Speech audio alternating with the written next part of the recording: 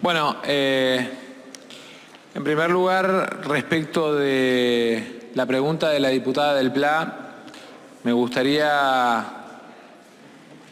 dejar dos ideas de lo que pretendió ser mi mensaje en el día de ayer.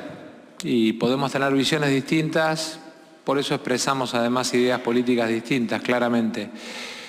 La primera tiene que ver con que uno apela a suspender, cuando llama a suspender o a romper los principios de inflexibilidad de las partes, no puede sentirse solo atacado una de las partes.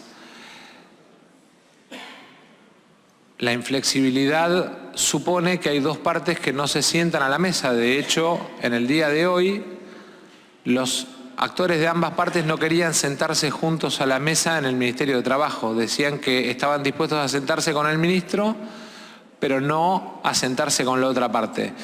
Y entonces, llamar a que se rompa la inflexibilidad y a que se termine el capricho de no querer sentarse con la otra parte no me parece que sea tomar parte. Ya le estoy respondiendo, ya tuvo la palabra, diputada. Eso en primer lugar. Y en segundo lugar, gobernar es tratar de cuidar, digamos,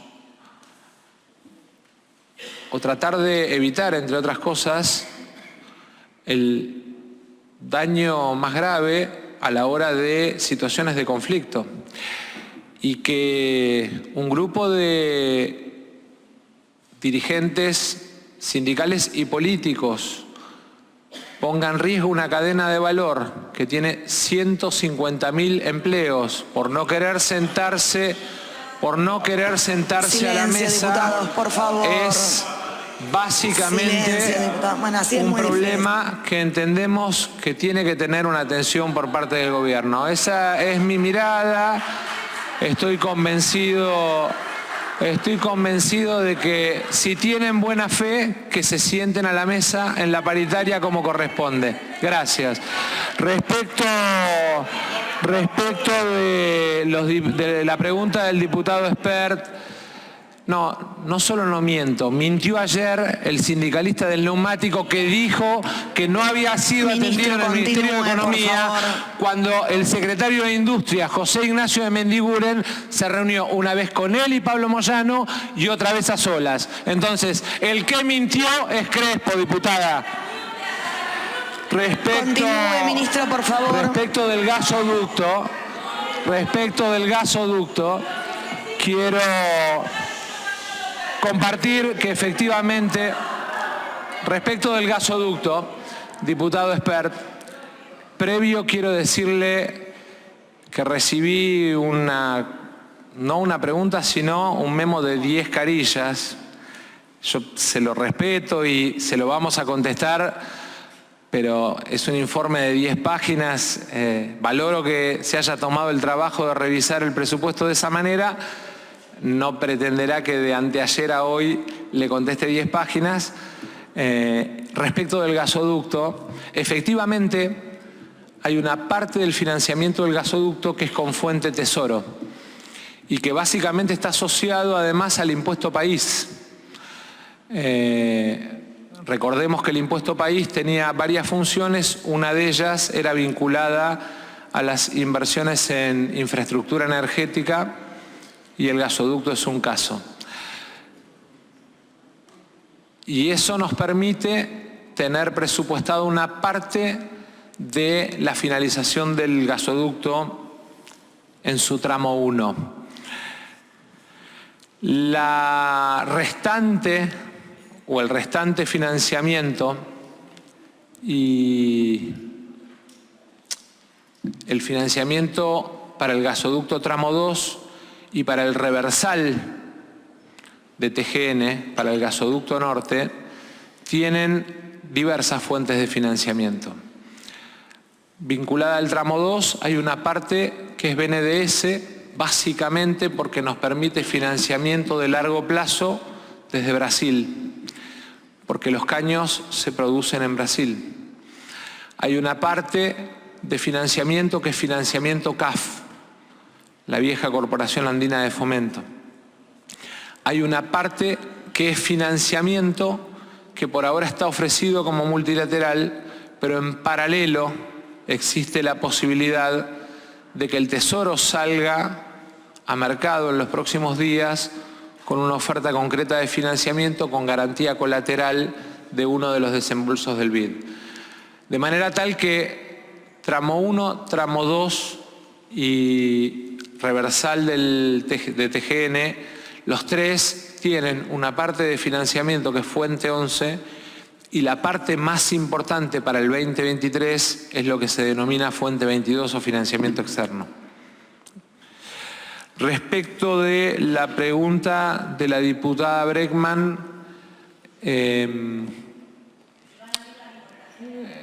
quiero hacer una aclaración en ese sentido porque además el conflicto del neumático, digamos, obviamente generó que a la par apareciera de la mano de una cautelar un dúo de importadores de neumático que consiguieron una cautelar y hoy tienen 125.000 cubiertas en aduana. Una situación muy particular, ¿no? Porque cuando las empresas salen del mercado, alguien consigue una cautelar y puede avanzar en el mercado de neumáticos. Déjeme que le explique.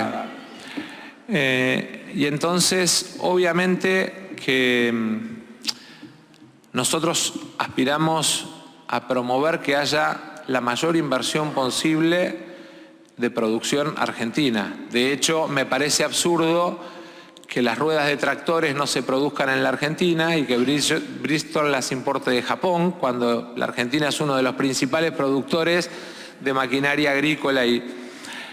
Ahora, el problema de fondo, diputada, es que además tenemos una disparidad enorme salarial dentro de la misma actividad por convenios que además se desarrollaron entre el sindicato y las empresas de manera unilateral. Porque el ingreso medio de un trabajador de Bridgestone es 186.783 pesos y el ingreso medio de un trabajador de Pirelli es 280.109 pesos. Eso en el ingreso medio de los 1.609 empleados de Bridgestone, de los 1.682 de Pirelli y de los 2.000 de FATE. Efectivamente, en el marco de la pandemia, cuando se dispuso la suspensión de producción por actividades contagiosas, tal como la enorme mayoría de las empresas argentinas, Bridgestone recibió 80 millones de ATP, Pirelli 118 y FATE 315, efectivamente, y no tienen ninguna observación porque no tienen, es más, el único giro de divisa que tiene FATE, que era uno de los requisitos que se establecía para evitar la suspensión del ATP, es de $55. Digo, para entender que el requisito de suspensión del beneficio, de devolución del beneficio que se dio en el marco de la pandemia para sostener el trabajo argentino, porque es importante que recordemos, el ATP no lo puso el Estado para financiar empresas, sino para pagar salarios en el marco de la pandemia. Y me parece que es importante que no se pretenda desdibujar la medida, porque la medida fue para asistir a los trabajadores usando de mediadores a las empresas, sino para asistir a las empresas. Y respecto a la pregunta de si avalábamos, no, ojalá que tengan el mejor acuerdo posible en materia salarial para ganarle a la inflación además.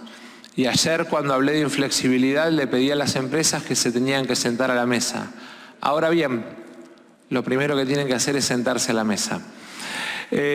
Por último, compartiendo en parte, diputado López Murphy,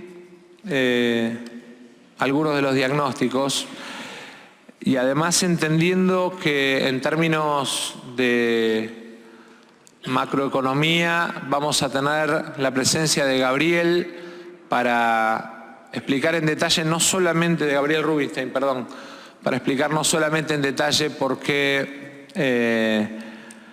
pusimos como objetivo 60% de inflación, sino que sentimos que si trabajamos con método y con orden desde lo fiscal y desde el programa monetario podemos lograr un resultado aún un poquito mejor. Quisimos ser conservadores y prudentes, pero entendiendo eso, sí me gustaría plantearle una cuestión vinculada a los precios relativos internacionales y a los términos de intercambio.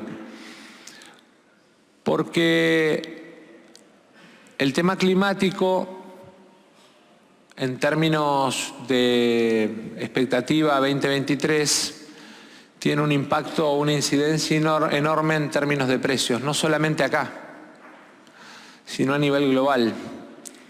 De hecho, cuando usted mira el precio Weather del 2023, se encuentra con que la perspectiva de exportaciones argentinas crece a pesar de caída de volumen más de 7% por un tema de valor.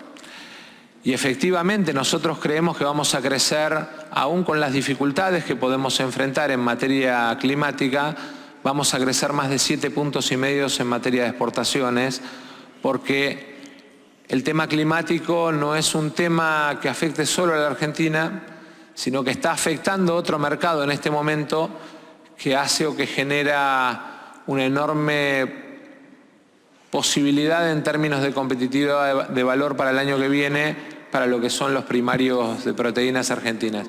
Exactamente, 7,5 del producto. No, en precio. La proyección es en precio, no en producto.